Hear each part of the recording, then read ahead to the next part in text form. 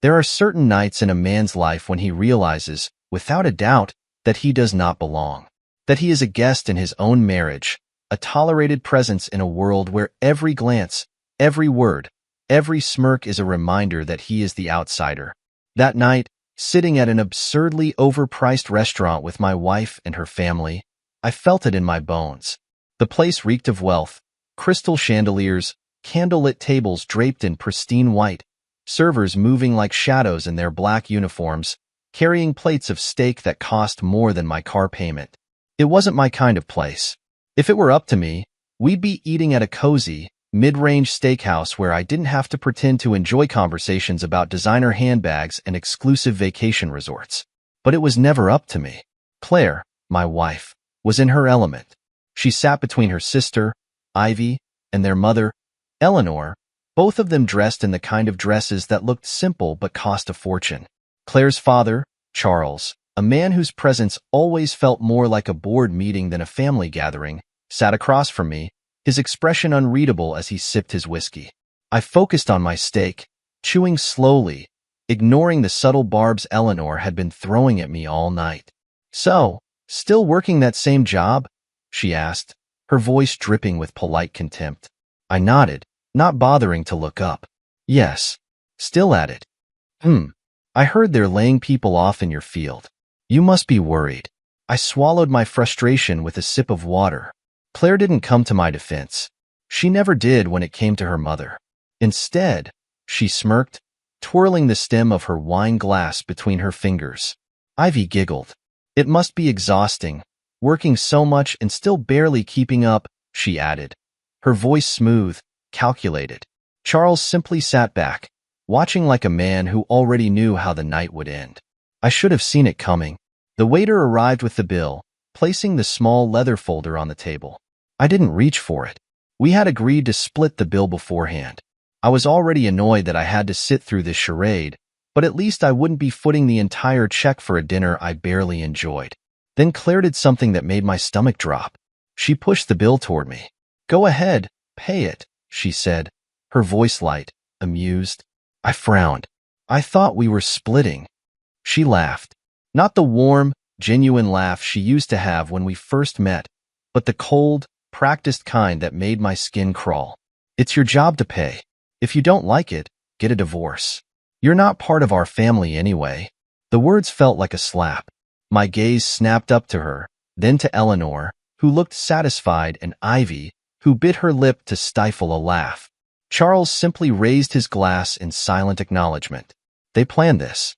I glanced down at the bill, my stomach twisting. $8,800. I gripped the edge of the table, my jaw tightening. The entire night had been a setup. The fancy restaurant, the casual jabs, the way they had ordered without restraint, bottles of wine, imported seafood, the most expensive dishes on the menu. They never planned to pay. This was humiliation, a test. I looked at Claire again, searching for even the smallest sign that she might be joking. But she just stared back, waiting, daring me to protest. I could feel every eye in the restaurant on me. My blood ran cold. For a brief moment, I considered standing up, walking out, letting them figure it out themselves. But I knew exactly what would happen if I did. The story would be rewritten. I wouldn't be the man standing up for himself. I would be the man who abandoned his wife, the pathetic husband who made his wife's family cover a bill he should have been able to afford. I took out my card, paid. The waiter left, and as soon as the receipt was signed, I stood up. I didn't say a word. I didn't look at Claire, Eleanor, or Ivy. I didn't care about their reactions. I just walked out. I barely heard Claire's voice behind me, laughing, probably making some remark about how predictable I was. The cold night air hit my face as I stepped outside. My hands were trembling, not from fear, but from rage. I had let this go on for too long. I had tolerated too much. Claire and her family had been testing me for years, pushing boundaries, seeing how much I would take before I broke. Tonight, I broke. I walked to my car, gripping the steering wheel so hard my knuckles turned white. My heart was pounding. I wasn't even sure where I was going. I just knew I couldn't go home. Not yet. As I pulled out onto the street, I realized something with crystal clarity. This marriage was over. She just didn't know it yet. I drove aimlessly through the city, my knuckles aching from the tight grip I had on the steering wheel. The dashboard clock read 10:47 p.m., but I wasn't ready to go home. Home didn't feel like home anymore. It felt like a trap, a place where I was nothing more than a paycheck, a stepping stone for Claire and her family to climb higher. I replayed the dinner in my head, the smug looks, the humiliating way she tossed the bill at me as if I were nothing more than a human wallet. Go ahead, pay it. It's your job. If you don't like it, get a divorce. The words seared into my mind like a brand, each syllable digging deeper into the wound. She didn't respect me. She never had. I should have left her years ago. I turned onto a quiet street, the city lights flickering in the rearview mirror. I needed time to think, to process, but the anger inside me burned hotter with every passing second. My bank account was $8,800 lighter, and for what? A night of being ridiculed? A dinner I didn't even enjoy? I had swallowed my pride for too long, but not anymore.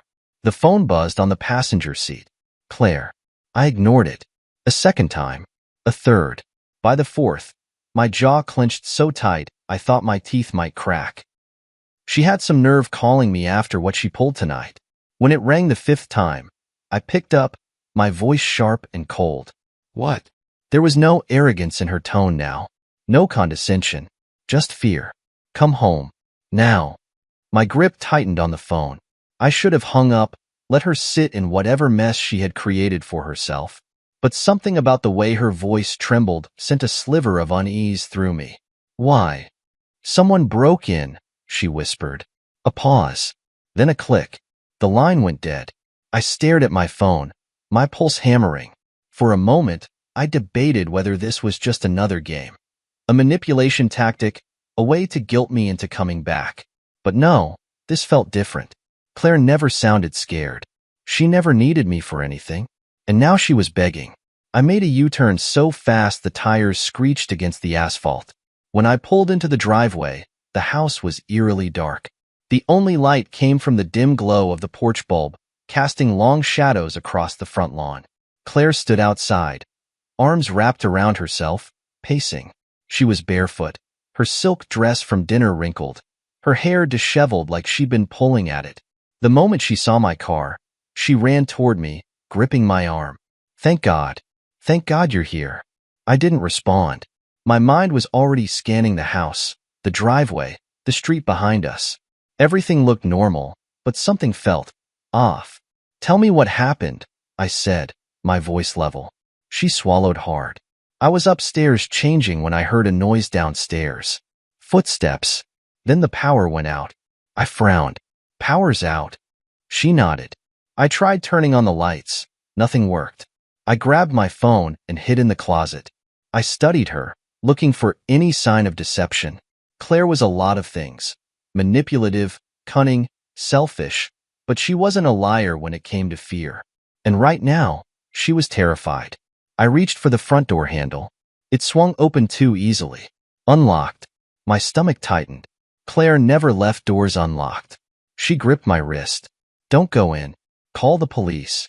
I ignored her and stepped inside. The silence was suffocating. My footsteps felt too loud against the hardwood floor as I moved through the entryway. I reached for the light switch out of instinct. Nothing. I pulled out my phone, its screen casting a dim glow. The air was thick, almost suffocating, like the walls were holding their breath. Then I saw it. The back door. It was open, just slightly, enough for someone to have slipped out. I moved quickly, checking the rooms one by one. Living room? Intact. Kitchen? Untouched. But when I reached the bedroom, my stomach dropped. Claire's jewelry box lay open, its compartments empty. Her purse was spilled across the floor, contents scattered. And the safe, the one where she kept emergency cash, was wide open, gutted. She appeared in the doorway behind me, hands clutched to her chest. The moment she saw the mess, she gasped. My money's gone. I turned slowly, my expression unreadable. How much? Everything. My diamonds, my emergency cash gone. I didn't move. I didn't even blink. I just said, call the police. She hesitated. That was all I needed to know. I took a slow step toward her, my pulse hammering. Claire, call the police. Her lips parted, but no words came out. Red flag. A storm of realization hit me all at once. The tension in her shoulders. The way she refused to meet my eyes. The way she paused before answering me. I wasn't stupid. This wasn't just a break-in. Claire knew something I didn't, and she was hiding it. We can't, she whispered finally. The breath left my lungs in a slow, cold exhale. Why not? She chewed on her lip, her entire body too stiff. And then, without looking at me, she said it. Because I think I know who did this. My stomach dropped. The room around us felt smaller, the shadows stretching longer. I took another step toward her, my voice barely above a whisper. Claire, what did you do? She didn't answer. She didn't have to. I already knew. I stood in the dimly lit bedroom, my gaze fixed on Claire, who still hadn't answered my question. What did you do? Her arms tightened around herself, her body language screaming guilt. The silence between us stretched, thick and suffocating, filling every inch of the house. A house that no longer felt like mine. The bedroom was a mess, her purse overturned, the safe emptied, the jewelry box looted. Yet, despite the wreckage, nothing else in the house had been touched. No broken windows, no forced entry, no ransacked living room. It wasn't a random break-in. Whoever had done this knew exactly what they were looking for, and Claire knew exactly who they were. I took a slow step toward her. She flinched. Claire. My voice was steady, but my patience was razor-thin. Who did this? She bit her lip, her eyes darting toward the door like she was considering bolting. I blocked her path. You're not leaving until you tell me the truth. Her breath hitched. It's complicated. Uncomplicated. Her shoulders slumped, and finally, she spoke. I think it was Vincent. I didn't recognize the name, but the way she said it, the way her voice dropped to a whisper, as if just saying it out loud was dangerous, made something cold slither down my spine. Who the hell is Vincent? I asked. Her jaw clenched, and for a moment, she looked like she wanted to lie. Then, finally, she sighed. He's someone I owe money to. The words hit like a hammer to the chest. I stared at her, trying to process what she had just said. Owe money to? She nodded, unable to meet my eyes. How much? Silence. That was all the answer I needed. I took a deep breath, forcing down the burning frustration rising inside me. How much? Her lips parted, and when she finally spoke, her voice was barely audible. 50,000. The room tilted. I had to take a step back, like the air had been punched out of my lungs. $50,000. I laughed. A hollow, disbelieving laugh that tasted bitter. 50 grand, Claire? I shook my head, running a hand through my hair. What the hell did you even need that much money for? Her lower lip trembled. I thought I could turn a profit. A profit? I repeated, my voice flat. She nodded quickly, like she needed to convince herself more than me. I invested it. I was going to surprise you. Maybe book that Europe trip you always talked about, buy us a new car. I cut her off. Invested it where, Claire? Stocks? Crypto? What? She hesitated, and that hesitation told me everything. My hands balled into fists. You gambled it away, didn't you? She opened her mouth, closed it. Guilt flashed across her face. I laughed again, shaking my head. Unbelievable. For years, I had sacrificed for this marriage. I worked overtime, paid the bills, covered her unnecessary spending because she had convinced me that she needed to enjoy life. And all this time, she was blowing 50 grand on get-rich-quick schemes? I was trying to help us, she whispered, voice trembling. Help? I scoffed. You just got us robbed, Claire. That's not help. That's selfish. And stupid. Her face twisted. I didn't mean for this to happen. But it did. I gestured around the room. And now we're standing here in our looted house because of you. So tell me, what's the next step? You think Vincent is just going to let this go? Her breath came faster, her panic rising. I was going to pay him back. I had a plan. Oh yeah? I took a step closer, forcing her to meet my gaze. What was your plan, Claire? Because from where I'm standing, it looks like you were just hoping this would all magically disappear. She looked away, her silence answering for her. That was it. That was the moment I knew. Our marriage was dead. Not because of the money, not because of the robbery, but because I didn't trust her anymore. And trust, once broken, is almost impossible to fix. I turned and walked toward the door. Where are you going? She asked, her voice shaking. To think, I said. Because if I stayed in this house any longer, I wasn't sure what I'd do. Claire had betrayed me. She had dragged me into her mess, all while treating me like nothing more than an ATM.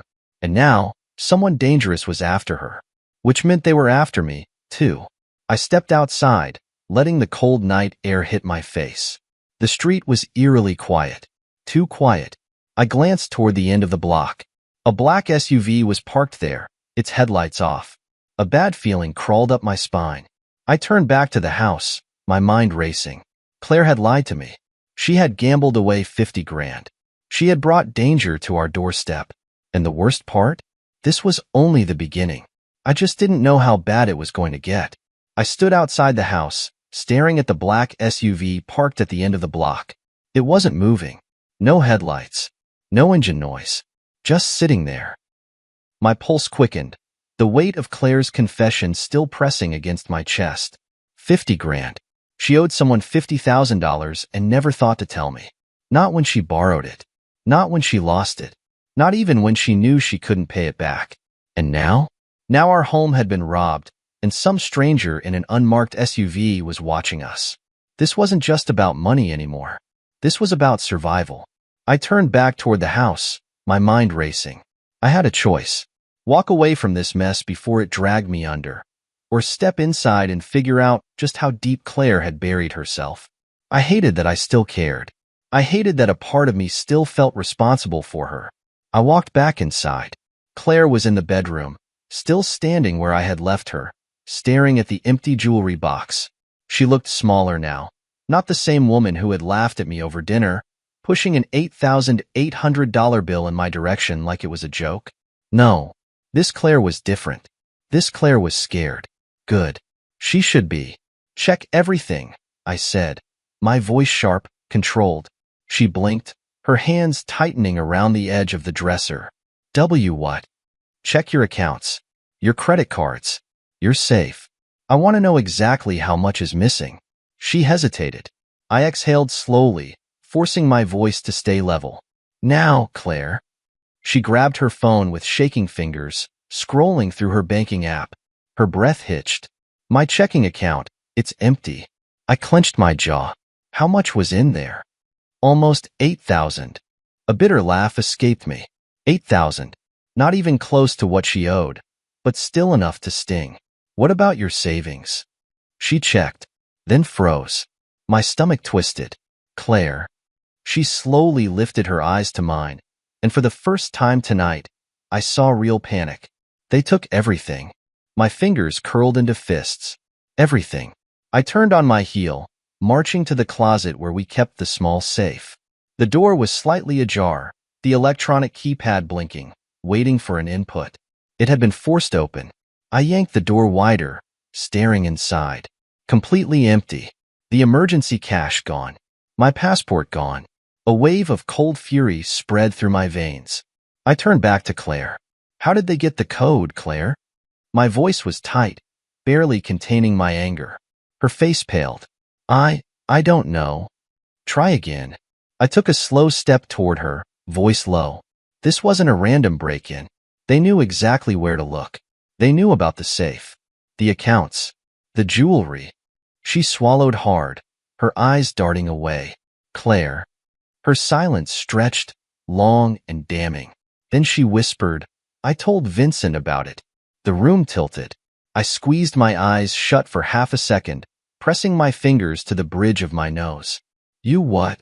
I didn't think. No, I cut her off. You didn't think. That's the problem, Claire. You never think. You owed a loan shark 50 grand, and your best idea was to tell him where we keep our emergency cash. She flinched. I thought he'd understand. I was going to use some of it to start paying him back? I stared at her, unable to believe what I was hearing. You just handed him a blueprint to rob us. Her lower lip trembled. I didn't think he'd actually do it. My laughter was bitter, sharp. You don't owe money to people like Vincent and expect mercy, Claire. You don't gamble with money you don't have. You don't. I stopped mid-sentence, because a new thought was forming in my head. A darker, colder thought. What if this wasn't just about Vincent collecting his debt? What if Claire had done this on purpose? I scanned the room again. The safe. The missing money. The fact that I was suddenly supposed to step in and clean up her mess. This was a setup. I had been played. Tell me the truth, Claire. My voice was ice. Did you stage this? Her eyes widened. What? No. I would never. Wouldn't you? I stepped closer, lowering my voice. Because I've been thinking, Claire. You humiliated me at dinner. Pushed an $8,800 bill at me like it was a joke. Now, suddenly, our house is robbed and you're broke? Convenient, isn't it? You think she choked on the words, her hands trembling. I would never. You already lied about the money. Why should I believe anything you say? She clutched her arms, shaking her head rapidly. I swear, I didn't set this up. I didn't want this to happen. I studied her carefully, watching the way her breathing hitched, the way her fingers clenched around her phone. Maybe she was telling the truth. Maybe she wasn't. Either way, I was done cleaning up her messes. I turned toward the bedroom door. What are you doing? She asked. I'm leaving. I'm leaving. Her breath hitched. Wait, where are you going? We need to figure this out. I stopped in the doorway, glancing back. There's no we anymore, Claire. For the first time that night, I saw fear in her eyes that had nothing to do with Vincent or missing money. She realized she was alone, and I was done. I walked out, not stopping as she called after me. I grabbed my jacket, my car keys, and stepped out into the cold night air. The black SUV was gone, but I had a feeling this wasn't over. Not by a long shot. I drove without a destination, the city lights blurring past as my mind raced. Claire had gambled away $50,000 to a man named Vincent. She had lied to me about it. And now, because of her recklessness, we had been robbed. No, she had been robbed. But somehow, I was the one paying for it. I gripped the steering wheel tighter, my knuckles turning white. My jaw ached from how hard I had been clenching it since I left the house. Every part of me burned with frustration, not just because of the money, not just because of the robbery, but because I had been so stupid. For years, I had convinced myself that Claire was just careless, not malicious. That her spending habits were just bad decisions, not intentional selfishness. But this was betrayal. She had taken a loan, 50 grand, without telling me. She had gambled it away like it was play money. And when she couldn't pay it back, she had let a criminal right to our home. The worst part? She hadn't even told me out of guilt. She told me because she had no choice. I pulled into a dark parking lot, cutting the engine. My hands shook as I ran them over my face. Think. I needed to think. How deep was she in? How dangerous was Vincent? And, most importantly, how the hell was I getting out of this mess? As if on cue, my phone buzzed. Claire. I ignored it. A minute later, she called again. Then a text. Please come home. We need to talk. I let out a humorless laugh. Now she wanted to talk. I stared at the screen, my mind churning. I could ignore her. I could walk away right now and let her deal with the hellstorm she had created. But if Vincent was serious, if he had actually robbed us, this wasn't over. And I needed answers. With a deep breath, I started the car and turned back toward home. When I stepped inside, Claire was sitting on the couch, her legs curled under her. She looked smaller, her usually perfect posture gone, her confidence stripped away. Good. She should feel small. She should feel exactly how she made me feel at that damn dinner table. She looked up as I entered, her face pale. I didn't think you'd come back, she said softly. Neither did I replied, closing the door behind me. She swallowed hard. Please sit. Let me explain. I didn't move. No more games, Claire. No more lies. Start from the beginning. She hesitated, then took a deep breath. I met Vincent through a friend. He helps people invest. I thought it was legit. And how did that work out for you? My voice was sharp, unforgiving. She winced. I gave him 10,000 to start. He said it would double in a month. And it did. My stomach twisted. You actually got money back? She nodded. At first, yes. It felt easy, like I had found a shortcut. I exhaled slowly. And then? She swallowed hard. I reinvested. More money this time. 20,000. And then 30. But I got greedy. I didn't pull out when I should have. And suddenly, the money was gone. Vincent said it was a bad trade, that I should invest more to recover my losses. I closed my eyes, my head pounding. And you did.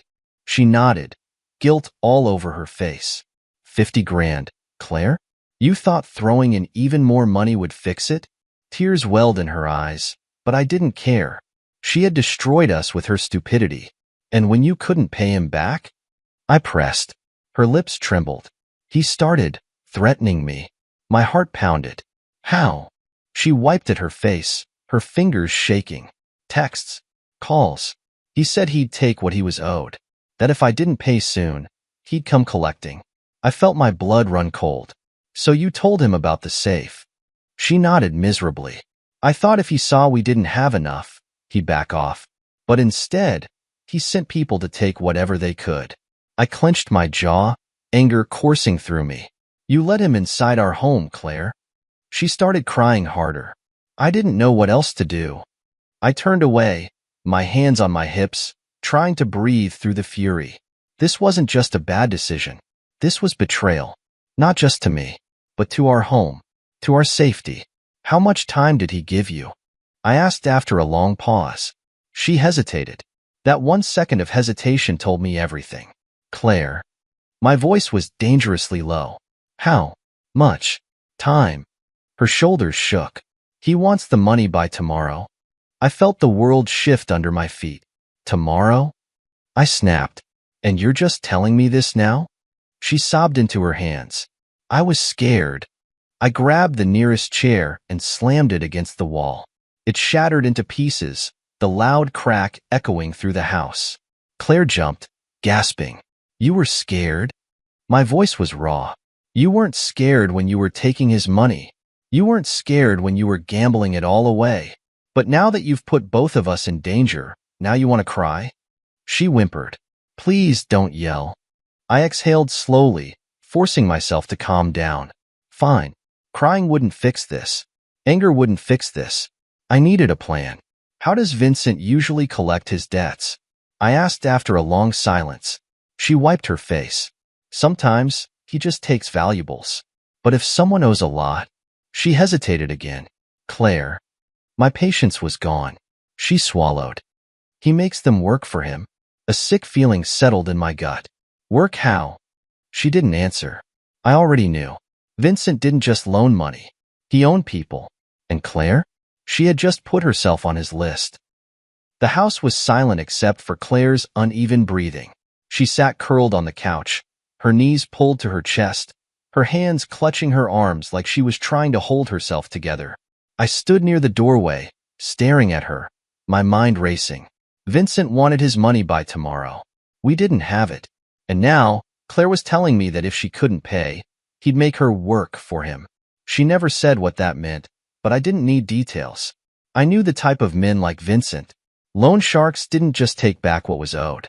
They collected money, property, people, and Claire had offered herself up on a silver platter. I ran a hand through my hair, exhaling slowly. Think, we had nothing left. No savings.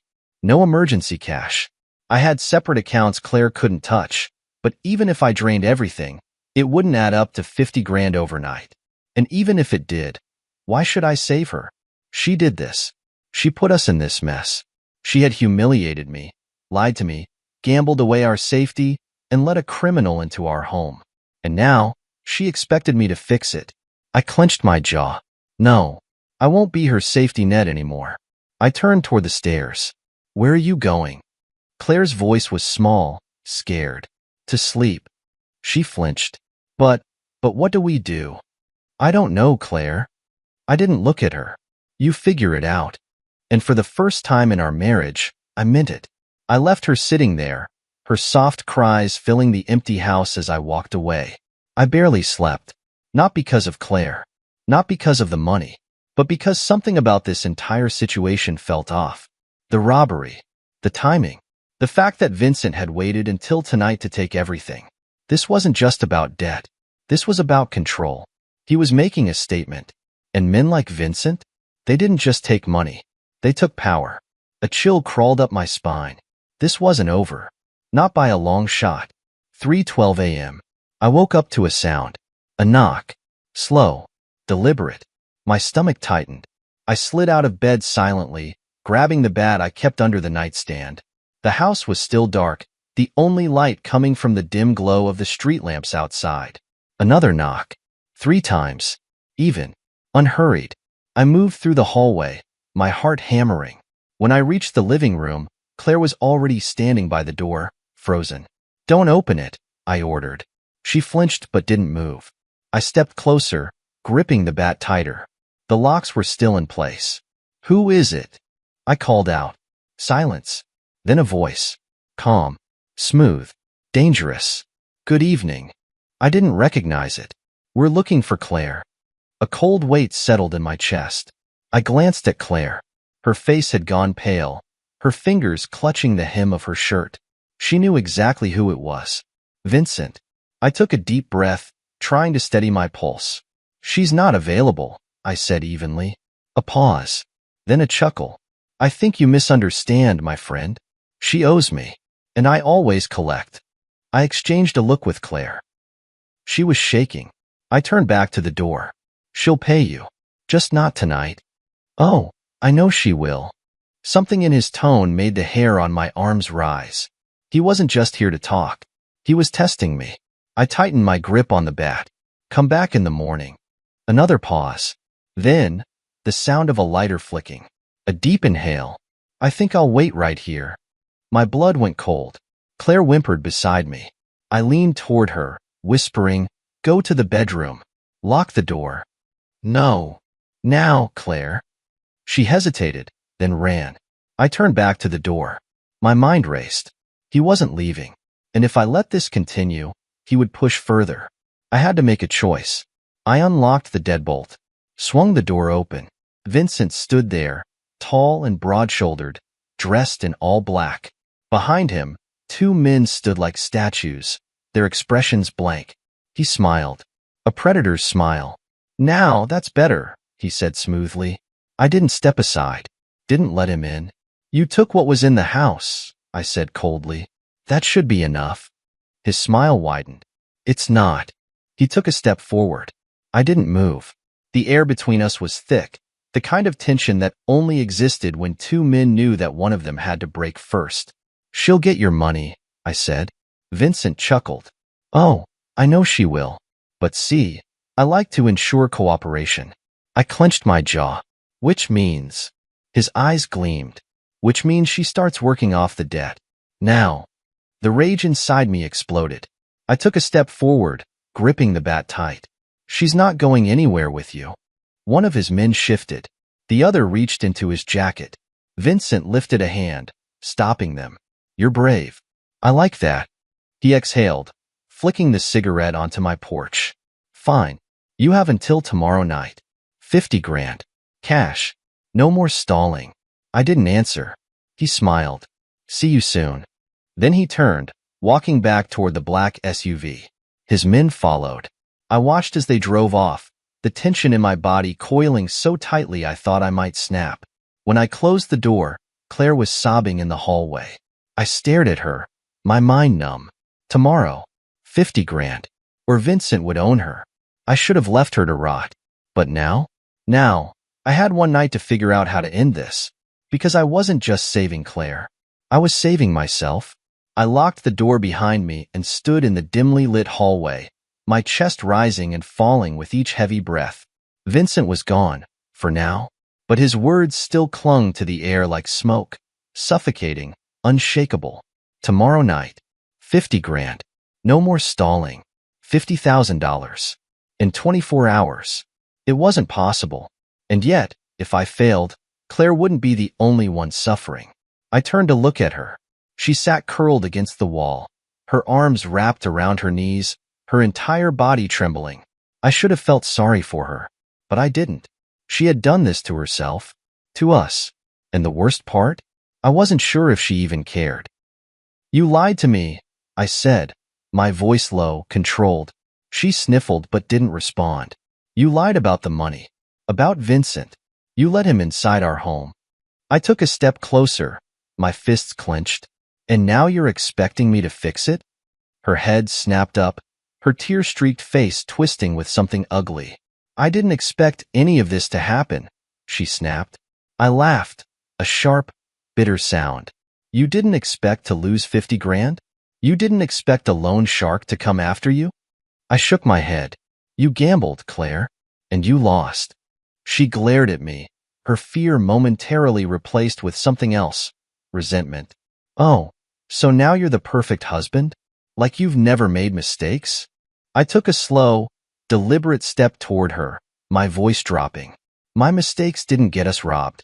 My mistakes didn't put us in debt to a man who will take everything from us if we don't pay him back. My mistakes didn't betray the person who was supposed to be my partner." She flinched, but I wasn't done. "So don't sit there and act like this is just another argument. This is life and death, Claire." Her lip trembled. "I know. Do you?" I shot back. "Because you've spent this entire time making excuses instead of admitting what you did." She sucked in a shaky breath. "What do you want me to say?" "The truth," I said. Her mouth opened, but I cut her off. "And not just about the money. About everything." She froze. I narrowed my eyes. "What aren't you telling me?" Her silence stretched. I stepped closer, my patience snapping. "Claire." "Fine," she suddenly blurted out. I stiffened. She wiped at her face, her fingers trembling. "Vincent isn't just a loan shark." My stomach twisted. "What?" She hesitated. "Claire, if you lie to me one more time, I swear to God." "I dated him," she whispered. The air left my lungs. I stared at her, unable to process the words. "You?" I shook my head. "You were with him?" She nodded, her eyes dropping to the floor. A rush of rage shot through me so fast I had to grip the edge of the table just to stay upright. "So this isn't just about money," I said coldly. "It's about him. About you." She swallowed hard. "It was a long time ago. Does he know that?" Her silence was enough of an answer. I turned away, my hands shaking. This wasn't just debt. This was personal. And now, everything made sense. The way Vincent had smiled at me like he already owned something of mine. The way Claire had hesitated when I asked about how deep she was in. The robbery. The threats. He wasn't just collecting money. He was collecting her. I exhaled slowly, trying to force my brain to think through the rage. This changed everything. If Vincent wanted revenge, if this was about me as much as it was about Claire, then no amount of money would fix this. He would come for us no matter what. And Claire? She knew it. She had known it all along. "You should have told me," I said, my voice dangerously low. She let out a choked sob. "I was scared." "Scared of what?" I snapped. "That I'd leave? That I'd find out you weren't just reckless, but a liar too?" She didn't answer. Because we both knew the truth. She had never planned on telling me. If I hadn't pushed, she would have let Vincent bleed us dry. Or worse. I ran a hand through my hair, my thoughts racing. I needed a plan. I needed to get out of this. But most of all, I needed to decide one thing. Was Claire worth saving? I turned to look at her, watching as she wiped at her face, her shoulders shaking.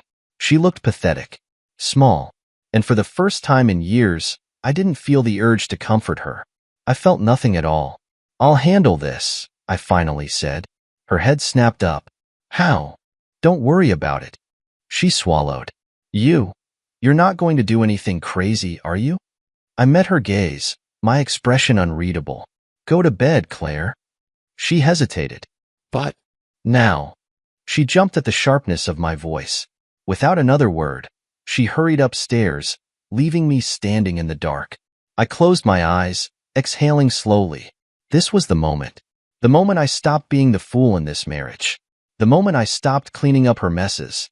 Because I wasn't going to bail her out this time. I was going to end this. And Vincent? He had no idea what was coming for him. The house was quiet. Too quiet. Claire had gone upstairs, her footsteps hesitant as she climbed the stairs. I knew she wasn't sleeping. She was lying there in bed, staring at the ceiling, wondering what I was going to do next. She should be worried. Because for the first time since this mess started, I wasn't thinking about how to protect her. I was thinking about how to protect myself. I sat at the kitchen table, my hands clasped in front of me, my mind racing. Vincent had made it clear. I had until tomorrow night to pay him. But even if I got the money, what then? Would he really just walk away? No. Men like him didn't just walk away. Vincent wasn't after money anymore. He was after power. He wanted control over Claire. And if I let him take it, I knew it wouldn't end there. He would come back. Again. And again. Until I had nothing left. No. This had to end tonight. I pulled out my phone, scrolling through my contacts. I hesitated for a moment, then tapped the name. The call rang once. Twice. Then a voice answered. Didn't think I'd hear from you again. I exhaled slowly. Yeah, well, I need a favor. A pause. Then a low chuckle. This favor, is it legal? Not exactly. That's what I thought. Silence stretched between us. Then, tell me everything. I did. 2 hours later. I was dressed in black. Jeans, hoodie, gloves. I moved quietly, every step calculated. I had left the house through the back door, making sure Claire wouldn't hear me leave. Not that she cared. She had done nothing to fix this mess. No solutions. No apologies. Just silence. But silence wouldn't save us. So I had called someone who could. Someone who owed me. Someone who wasn't afraid to get their hands dirty. I reached the address Vincent had texted Claire earlier, the one she had ignored but I hadn't. A cheap rental house on the bad side of town. Lights off, cars parked haphazardly out front. My guy was already waiting in a car across the street. You sure about this? He asked as I slid into the passenger seat. Do I have another choice? He smirked. No, you don't. We sat there, watching, waiting. I could feel my heartbeat in my throat. Then, movement. The front door opened. A figure stepped outside. Vincent. He was alone. No guards this time. No backup. Just him, lighting a cigarette, standing on his porch like he had all the time in the world. I took a slow breath. Let's do this. We moved fast. Silent. By the time Vincent heard us, it was too late. He turned just as my guy grabbed him from behind, shoving him against the wall. His cigarette fell to the ground, rolling onto the pavement. The hell? Vincent started, but I cut him off. I stepped in front of him, staring into his wide, furious eyes. Change of plans, I said flatly. His lips curled into a smirk. You came to pay up after all? I punched him hard in the gut. He let out a choked gasp, doubling over. Wrong answer. I grabbed his shirt, shoving him back against the wall. My guy pressed a knee into Vincent's back, keeping him in place. 50 grand, huh? I murmured. That's what she owes you? Vincent coughed, spitting onto the pavement. She owes me a lot more than that. Oh, I know, I said. I leaned in, lowering my voice. See, I figured it out, Vincent. This isn't about money. It's about Claire. Something flashed in his eyes. She didn't tell you everything, did she? He said, his voice taunting despite the position he was in. No, but I'm not stupid. I tightened my grip on his shirt. She used you, didn't she? Played you just like she played me. He gritted his teeth. There it was. The real reason he wanted her back. It wasn't just business. It was personal. Here's the thing, Vincent, I continued. I don't give a damn about Claire anymore. But I'm not letting you use her to come after me. His smirk returned. And what are you gonna do about it? I smiled. I'm glad you asked. I stepped aside, letting my guy move in. Vincent barely had time to react before he was dragged toward the car. What the HEY? He struggled. But we were stronger. Seconds later, the trunk slammed shut. Dark. Secure. He wasn't going anywhere. I took a deep breath, wiping my hands on my jeans. What now? My guy asked. I exhaled. We let him think for a while. And Claire? I glanced toward the house, my stomach twisting. She's not my problem anymore. 4 hours later, I walked back into the house, closing the door behind me. Claire was still awake. She sat on the couch, looking up at me with wide, terrified eyes. "Where were you?" she whispered. I stared at her. A million answers ran through my head, but only one felt right. "Fixing your mistakes." Her mouth opened, then closed. She knew better than to ask. I walked past her, heading upstairs. I was done explaining myself. She had made her choices. And now? So had I. Tomorrow, Vincent wouldn't be a problem. And neither would Claire. Because when the sun came up, I was walking away from this life. From her. From all of it. And I wasn't looking back. I didn't sleep that night. Not because of Claire. Not because of Vincent. But because, for the first time in a long time, I felt calm. Everything was clear now. Claire had lied to me, betrayed me, humiliated me, and expected me to clean up her mess. Vincent had threatened me, robbed me, and tried to use my wife as a pawn in his twisted game. And now?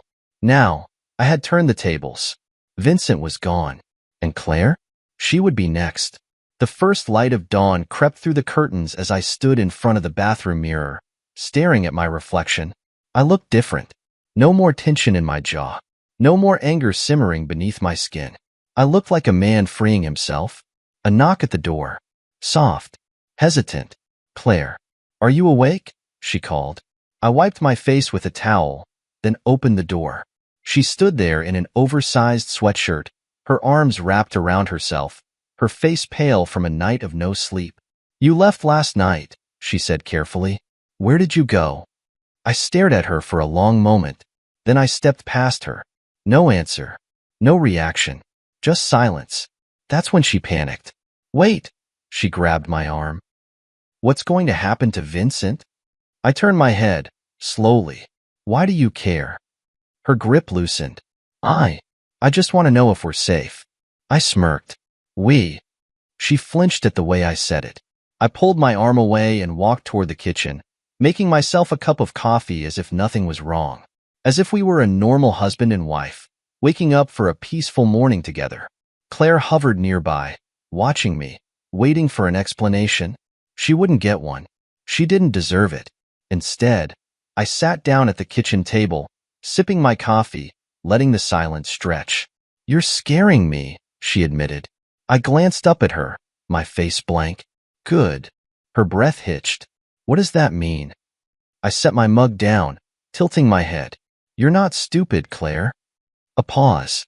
Then, realization flickered across her face. Her lips parted slightly.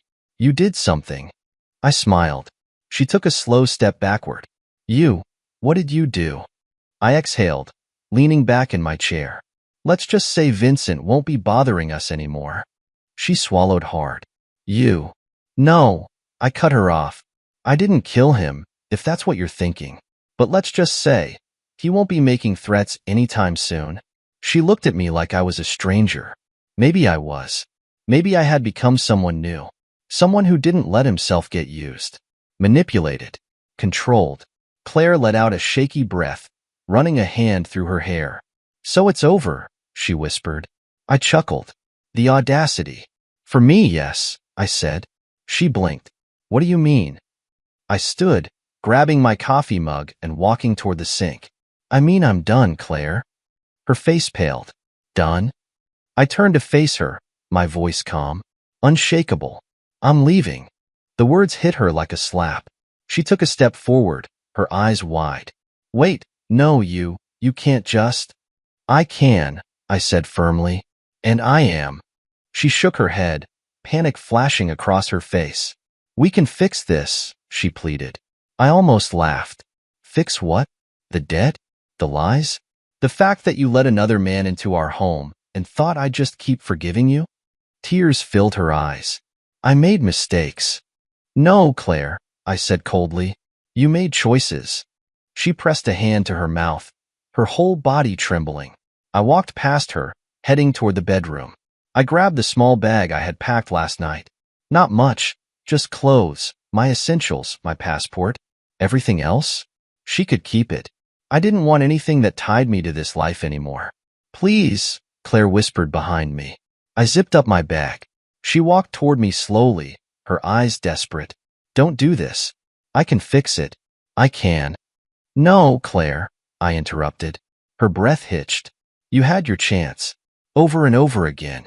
And every time, you chose yourself. You chose money. You chose lies. A tear slipped down her cheek. I love you, she whispered. I stared at her for a long moment. Then I shook my head. No, Claire. You love control. And you lost it. I turned and walked toward the front door. She followed, her voice cracking. Please don't go. I stopped with my hand on the doorknob. For a second, I almost turned back. Almost. But then I remembered the dinner bill, the laughter, the way she had pushed the receipt toward me and told me to pay it or get divorced. She had made her choice. So I made mine. I opened the door. Goodbye, Claire. Then I walked out. 2 weeks later, I was sitting in a new apartment, small, but mine. My name on the lease. My own space. I hadn't spoken to Claire since I left. I didn't need to. But one morning, I got a call from a mutual friend. You won't believe what happened to Claire, he said. I smirked. Try me. Vincent's people turned on her. She tried to get another loan to fix her situation, but it backfired. She's got nothing left. I exhaled slowly, feeling nothing. And her family? I asked. Cut her off the moment you left. Poetic justice. I sipped my coffee, staring out at the city. Claire had built a house of lies. And now, she was watching it burn. Karma was a beautiful thing. And me? I was finally free. 2 weeks had passed since I walked out of that house, leaving Claire and her mess behind. And every single day since, I had woken up feeling lighter, freer. It was like I had been holding my breath for years, drowning in expectations, manipulation, and Claire's never-ending selfishness. Now, finally, I could breathe again. I sat on the balcony of my new apartment, sipping my coffee as the morning sun bathed the city in warm light. The apartment wasn't much, just a one-bedroom, sparsely furnished, no luxury or grandeur like the house Claire and I shared. But it was mine. For the first time in years, I didn't have to worry about who was plotting against me in my own home. No backstabbing. No lies. No waking up to find that my bank account had been emptied because Claire had decided she needed another shopping spree. Just peace. And I had earned it. My phone buzzed beside me, breaking my thoughts. I glanced at the screen. Claire. I smirked. Of course. She had been calling for days. Texting. Emailing. Even tried to get through to me on social media. I had ignored every attempt. She wasn't sorry. She was just alone. And Claire didn't know how to survive without someone cleaning up her messes. I let the phone ring until it stopped. Then, not a minute later, a notification popped up. A voicemail. Curious, I put the phone on speaker and played it. Her voice came through, shaky and desperate. Please just call me back. I need to talk to you. I took another sip of coffee, unmoved. I know I screwed up. Okay? I was selfish. I should have told you everything from the start. I should have treated you better. But you just, she let out a choked sob. You just left. I raised an eyebrow. I left? Was that what she told herself? That she had no part in driving me away? Her voice cracked. I'm scared. Vincent's people are after me. I have nothing left. No money. No family. My parents won't even answer my calls. Ivy won't talk to me. I don't know what to do. I could almost picture her, curled up in whatever cheap motel she was probably staying in now, her world crumbling around her. Karma. It really was a beautiful thing. The voicemail continued. I don't want money. I don't want anything. I just want to see you. I laughed under my breath. See me? She hadn't wanted to see me when she was pushing an $8,800 dinner bill in my direction. She hadn't wanted to see me when she was lying to my face about her debt. She had only ever seen me as a resource, a means to an end. And now that she had no means left, she thought I'd come running back. The voicemail ended. I deleted it without a second thought. Later that afternoon, I met up with a friend for lunch. Alex. He had been the one to tell me about Claire's downfall. about how Vincent's people had turned on her when they realized she had nothing left to give. So, Alex said, taking a sip of his beer. She reached out again, didn't she? I smirked. Yep. He shook his head. Man, I bet she never saw this coming. She never thought I'd leave. And that was the truth. Claire had spent our entire marriage pushing boundaries, testing limits, seeing how much she could take from me before I snapped. She had thought I would always be there, that no matter how badly she treated me, I would stay. Because I was the nice guy, the loyal husband, the one who always forgave. She had miscalculated. Alex leaned back in his chair, watching me. You seem different. Good different. He nodded. Yeah, lighter, happier. I exhaled slowly, glancing out the window at the bustling streets. I am. For the first time in years, I wasn't carrying someone else's problems on my shoulders. I wasn't worried about fixing anything. I was just living. So what's next? Alex asked. I shrugged. Whatever I want. And that was the best part. No more family dinners with people who hated me. No more waking up to find my bank account drained. No more walking on eggshells in my own home. Just freedom. Claire would figure out her own life. Or she wouldn't. Either way, it wasn't my problem anymore. 1 month later. It took about a month for the messages to finally stop. The calls slowed. Then they disappeared. Claire had moved on. Or more likely, she had found some other poor soul to latch onto. But me? I was better than ever. I had picked up an old hobby again, guitar. Something I had put aside for years because Claire had called it a waste of time. I had started working out more, getting back in shape, feeling stronger than I had in years. I even booked a solo trip to the mountains, something Claire would have never let me do because she needed attention 24/7. Now, I didn't have to ask for permission. I didn't have to explain myself. I just did what made me happy. And damn, it felt amazing. 3 months later, I ran into Alex again at a cafe. He smirked when he saw me. Still ignoring Claire? I chuckled. She stopped calling. Good for you, man. He clinked his coffee cup against mine. Then he leaned in slightly, lowering his voice. You hear what happened to her? I raised an eyebrow. No. Should I care? He grinned. She tried to reach out to you again. I let out a slow, satisfied exhale. That's funny. I took a sip of my coffee. Because I blocked her months ago. Alex laughed. Damn, man. Cold. I just smiled. It wasn't cold. It was freedom. And freedom never tasted sweeter.